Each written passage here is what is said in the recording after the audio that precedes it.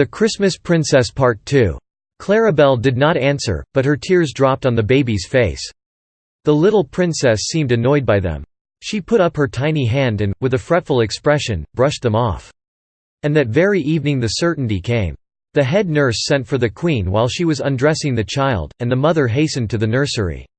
The attendants were standing round in the greatest anxiety, for, though the baby looked quite well otherwise, there was the strangest coldness over her left side, in the region of the heart. The skin looked perfectly colourless, and the soft cambric and still softer flannel of the finest which had covered the spot were stiff, as if they had been exposed to a winter night's frost. "Alas!" exclaimed Clarabelle, but that was all. It was no use sending for doctors, no use doing anything. Her own delicate hand when she laid it on the baby's heart was, as it were, blistered with cold. The next morning she found it covered with chilblains. But the baby did not mind. She flourished amazingly, heart or no heart. She was perfectly healthy, ate well, slept well, and soon gave signs of unusual intelligence. She was seldom put out, but when angry she expressed her feelings by loud roars and screams, though with never a tear. At first this did not seem strange, as no infant sheds tears during the earliest weeks of its life. But when she grew to 6 months old, then to a year, then to 2 and 3, and was near her 4th birthday without ever crying, it became plain that the prediction was indeed to be fulfilled. And the name Ice Heart clung to her. In spite of all her royal parents' commands to the contrary, Princess Ice Heart she was called far and near. It seemed as if people could not help it. "Sweetheart we cannot name her. For sweet she is not," was murmured by all who came in contact with her. And it was true. Sweet she certainly was not. She was beautiful and healthy and intelligent, but she had no feeling. In some ways she gave little trouble. Her temper, though occasionally violent, was, as a rule, placid. She seemed contented in almost all circumstances. When her good old nurse died, she remarked coolly that she hoped her new attendant would dress her hair more becomingly. When King Braveheart started on some of his distant journeys, she bade him good-bye with a smile, observing that if he never came home again it would be rather amusing, as she would then reign instead of him, and when she saw her mother break into sobs at her unnatural speech she stared at her in blank astonishment. And so things went on until Ice Heart reached her 17th year. By this time she was, as regarded her outward appearance, as beautiful as the fondest of parents could desire. She was also exceedingly strong and healthy, and the powers of her mind were unusual. Her education had been carefully directed, and she had learnt with ease and interest.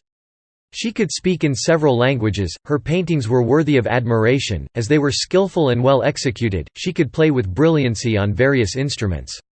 She had also been taught to sing, but her voice was metallic and unpleasing. But she could discuss scientific and philosophical subjects with the sages of her father's kingdom like one of themselves. And besides all this care bestowed upon her training, no stone had been left unturned in hopes of awakening in the unfortunate girl some affection or emotion. Every day the most soul-stirring poetry was read aloud to her by the greatest elocutionists, the most exciting and moving dramas were enacted before her, she was taken to visit the poor of the city in their pitiable homes, she was encouraged to see sad sights from which most soft-hearted maidens would instinctively flee. But all was in vain. She would express interest and ask intelligent questions with calm, unmoved features and dry eyes. Even music, from which much had been hoped, was powerless to move her to aught but admiration of the performer's skill or curiosity as to the construction of their instruments.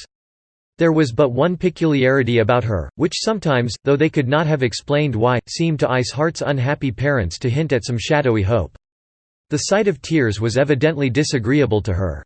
More certainly than anything else did the signs of weeping arouse one of her rare fits of anger, so much so that now and then, for days together, the poor queen dared not come near her child, and tears were to her a frequent relief from her lifelong regrets.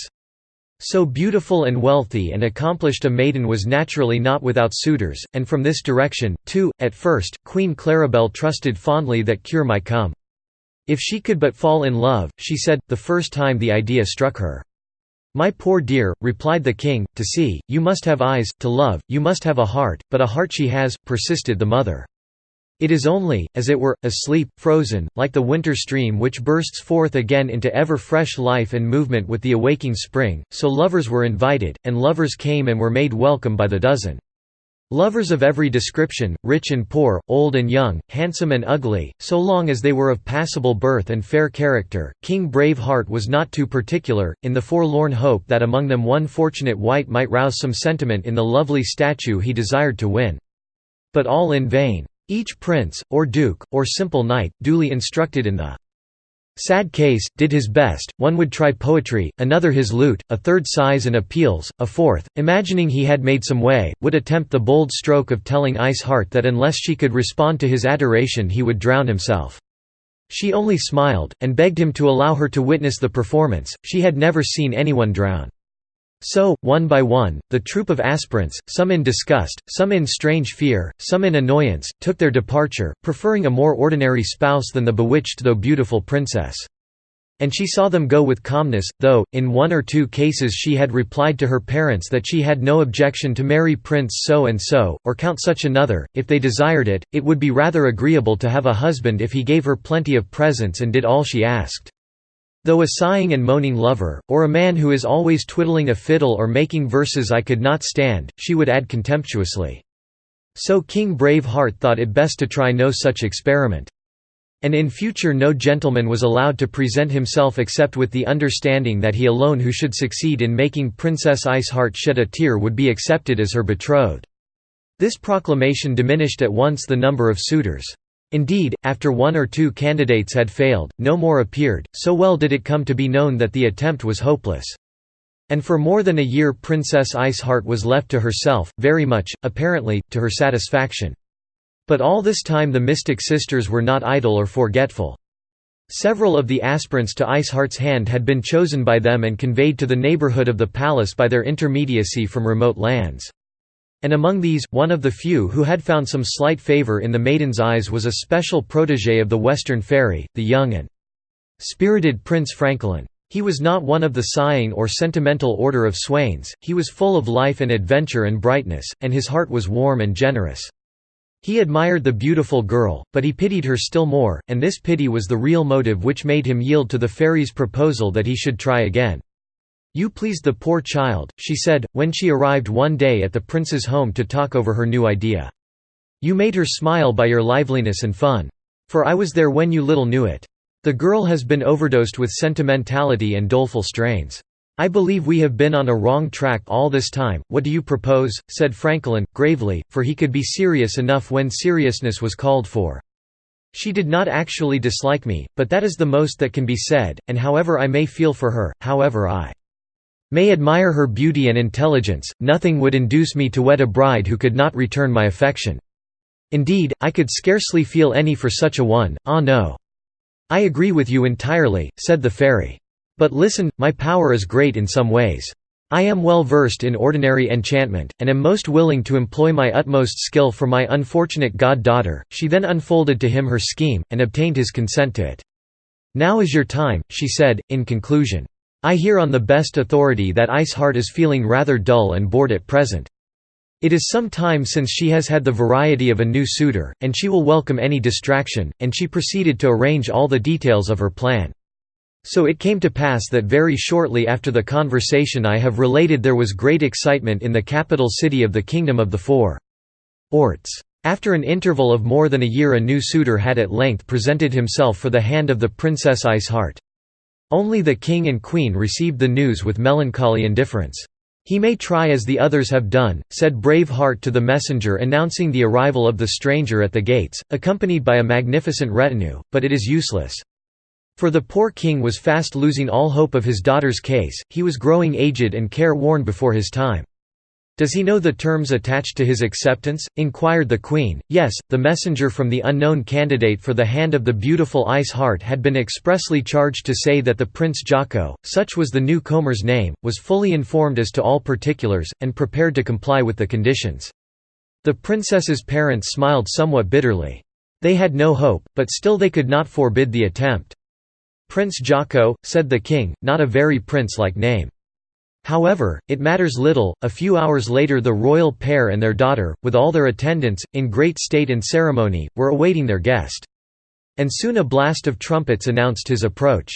His retinue was indeed magnificent, horsemen in splendid uniforms, followed by a troop of white mules with Negro riders in gorgeous attire, then musicians, succeeded by the prince's immediate attendants, defiled before the great marble steps in front of the palace, at the summit of which the king, with the queen and princess, was seated in state. Ice Heart clapped her hands. "'Tis as good as a show," she said, "but where is the prince?" As she said the word the cortege halted. A litter, with closely drawn curtains, drew up at the foot of the steps. "Gracious," exclaimed the princess, "I hope he is not a mollycoddle," but before there was time to say more the curtains of the litter were drawn aside, and in another moment an attendant had lifted out its occupant, who forthwith proceeded to ascend the steps.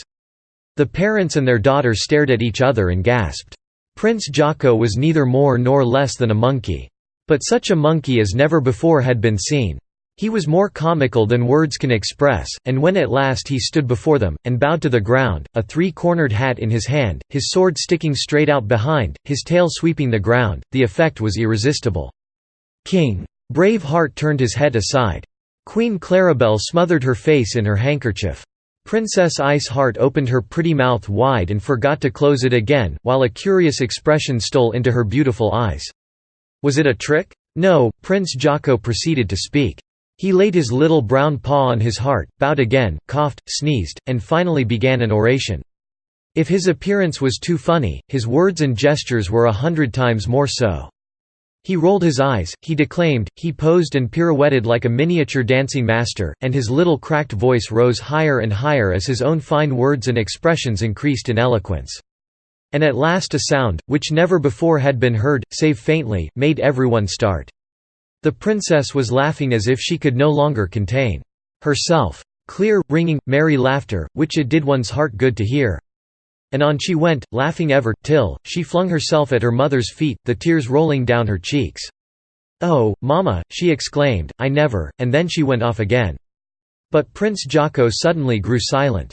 He stepped up to Ice Heart and, respectfully raising her hand to his lips, gazed earnestly, beseechingly into her face, his own keen sharp eyes gradually growing larger and deeper in expression, till they assumed the pathetic, wistful look of appeal one often sees in those of a noble dog. "Ah, princess," he murmured. And Ice Heart stopped laughing. She pressed her hand to her side. "Father, mother," she cried, "help me, help me. Am I dying? What has happened to me?" And, with a strange, long-drawn sigh she sank fainting to the ground. There was great excitement in the palace, hurrying to and fro, fetching of doctors, and much alarm. But when the princess had been carried indoors and laid on a couch, she soon revived. And who can describe the feelings of the king and queen when she turned to them with a smile such as they had never seen on her face before? "Dearest father, dearest mother," she said, "how I love you. Those strange warm drops that filled my eyes seem to have brought new life to me," and as the queen passed her arm round the maiden she felt no chill of cold such as used to thrill her with misery every time she embraced her child. "Sweetheart. My own sweetheart," she whispered. And the princess whispered back, "Yes, call me by that name always." All was rejoicing when the wonderful news of the miraculous cure spread through the palace and the city. But still the parents' hearts were sore, for was not the king's word pledged that his daughter should marry him who had effected this happy change? And this was no other than Jocko, the monkey. The prince had disappeared at the moment that Ice Heart fainted, and now with his retinue he was encamped outside the walls. All sorts of ideas occurred to the king. "I cannot break my word," he said, "but we might try to persuade the little monster to release me from it," but the princess would not hear of this. "No," she said. "I owe him too deep a debt of gratitude to think of such a thing. And in his eyes I read more than I can put in words. No, dear father, you must summon him at once to be presented to our people as my affianced husband." So again the cortege of Prince Jocko made its way to the palace, and again the litter, with its closely drawn curtains, drew up at the marble steps. And Sweetheart stood, pale, but calm and smiling, to welcome her ridiculous betrothed. But who is this that quickly mounts the stairs with firm and manly tread? Sweetheart nearly swooned again. "Jocko," she murmured. "Where is Jocko?" "Why, this is Prince Francolin." "Yes, dear child," said a bright voice beside her, and, turning round, Sweetheart beheld the Western Fairy, who, with her sisters, had suddenly arrived. Yes, indeed. Francolin, and no other, the universal joy may be imagined. Even the grave fairy of the north smiled with pleasure and delight, and, as she kissed her pretty god-daughter, she took the girl's hand and pressed it against her own heart. "Never misjudge me, sweetheart," she whispered. "Cold as I seem to those who have not courage to approach me closely, my heart, under my icy mantle, is as warm as is now your own, and so it was. Where can we get a better ending than the time-honored one? Francolin and Sweetheart were married, and lived happy ever after, and who knows but what, in the kingdom of the Four Orts, they are living happily still? If only we knew the way thither, we might see for ourselves if it is so."